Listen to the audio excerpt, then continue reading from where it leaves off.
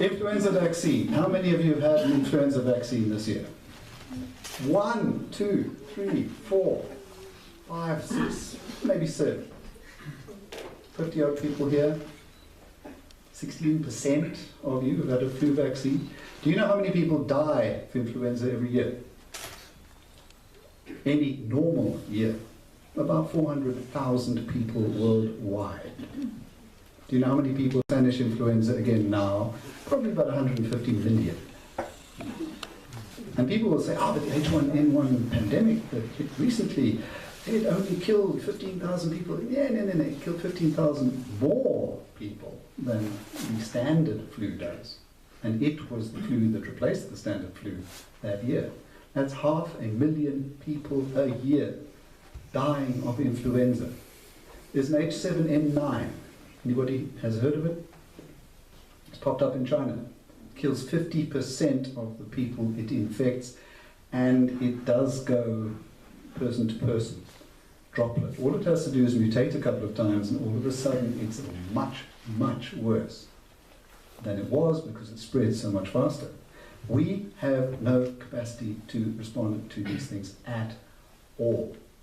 Now, it's being investigated. There's a WHO plan in the Biovac Institute, for example, it's being funded to look at, to do a feasibility study on what would South Africa do to make flu vaccine, because it's become a national priority. 2009, 2010 was enough of a lesson for the Ministry of Health. What do you do? Well, you've got to establish some kind of capacity to respond. What's that capacity going to be? What we do is vaccines. We trained in other areas. I got trained as a plant virologist. My wife was actually trained up as an animal virologist at Honestaport, which again, I'm very pleased to see there's a healthy representation of veterinary surgeons and veterinary vaccine people here, because I was going to pitch this at the human side of things. In other words, your kids get sick from, now I can say, your dogs and cats get sick from. And think about it, anybody here with grey hair except for Reinhard, because he's quite young, will have been at risk of getting polio. Back there in the late 1950s, early 1960s, there was a very real chance that you would get polio, that you could either die or be permanently paralyzed. My father-in-law has just been on the edge of post-polio syndrome now at the age of 80. This is after having been a sprinter, because the amount of damage it got done by a sort of passing glance by polio in the 1940s is enough to cause enough damage that when you start getting a bit older, the damage kicks in. We don't see polio anymore, unless you go on the Hajj or you come from northern Nigeria, potentially, because it doesn't exist in nearly all of the world. You don't see smallpox. Something like 30 million people a year used to die of smallpox. And again, I'm glad that the veterinary people are here, because remember that in the time of the rinderpest killed a significant fraction of hooved animals in Africa in a reasonably short time. It doesn't exist. Like smallpox, it has been completely and utterly wiped out.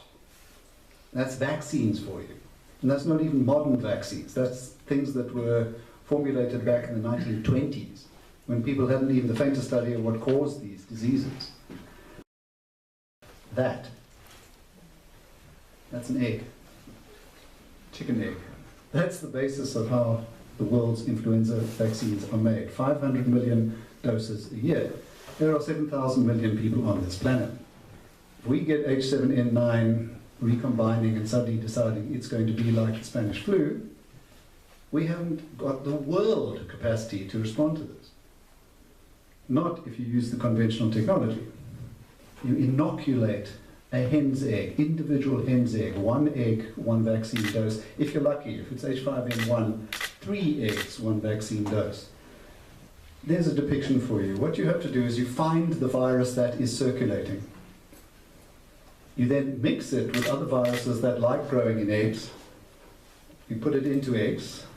You come up with a recombinant virus that's got the characteristics you want. You then put it into a hell of a lot of eggs. By a hell of a lot, I mean anywhere between 500 million and 1,500 million for the world's population. There aren't enough eggs. This is a 1930s technology. This is when this started out, 1933. It's 1930s technology being used in the 21st century. We have a patent taken out in 2006 on H5N1 influenza. We had a conference in 2005 in the waterfront in Cape Town called Virology Africa, imaginatively, where a WHO representative stood up and said, when the pandemic comes, you guys are on your own. Nobody will give you vaccines. It doesn't matter what contracts you have. It doesn't matter who has said what. You will not get any vaccines until everybody else has been served. That was, anybody remember 2009? H1N1, pandemic strain. Do you know when we got the first vaccines in any amount at all? Anyone? 2010. Do you know who got those vaccines? The personnel associated with the World Cup. Then everybody else got it. So we got what amounted to emergency funding out of a South African funding agency, Poliomyelitis Research Foundation, for a feasibility study starting 2005 on could we make emergency response vaccine to influenza in South Africa.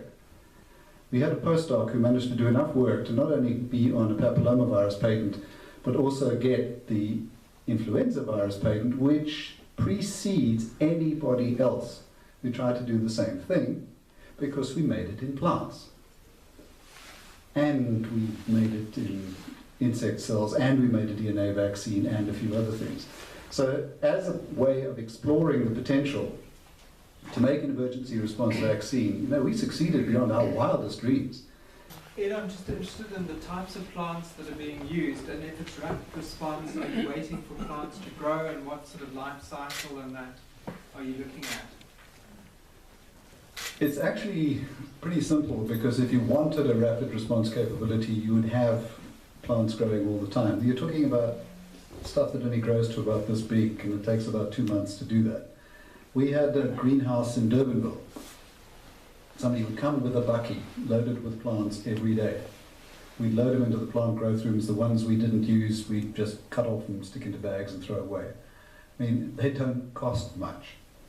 You can keep turning over biomass without doing anything with it until you need it, at which point you're making a very high value product. So the plant costs next to nothing compared to what you're making in the plant. But as I say, I mean, there's other technology that's applicable as well. We've got insect cell culture going. I've got bioreactors sitting in our chemical engineering department that are being used to grow algae right now. They could also be used to grow human cells, insect cells, yeast, or bacteria.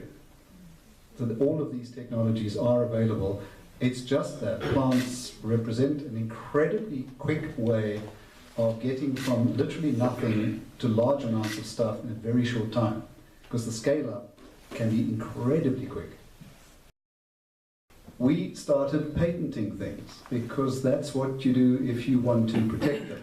We've ended up by just sheer accumulation, not by any ambition or anything else. We've got the largest biotech-related patent portfolio in South Africa. We have one of, and I'm being modest because Pete tells me we actually have the biggest, largest patent portfolios at the University of Cape Town in any field. Now, what that means is, and this recalls another conversation I had earlier this evening, 1 in 10 of your good ideas will strike fire. The same goes for patents. If you're lucky, 1 in 10 patents actually earns you anything at all. We've been very lucky, more than 1 out of the 16 odd that I'm told we have patent families. In fact, several, plus a technology, are presently earning us and the University of Cape Town money. But they're not products, they're patents, they're ways of doing things, protected ways of doing things. Consort with a company in Canada which has bought some of our technology and has licensed other production technology.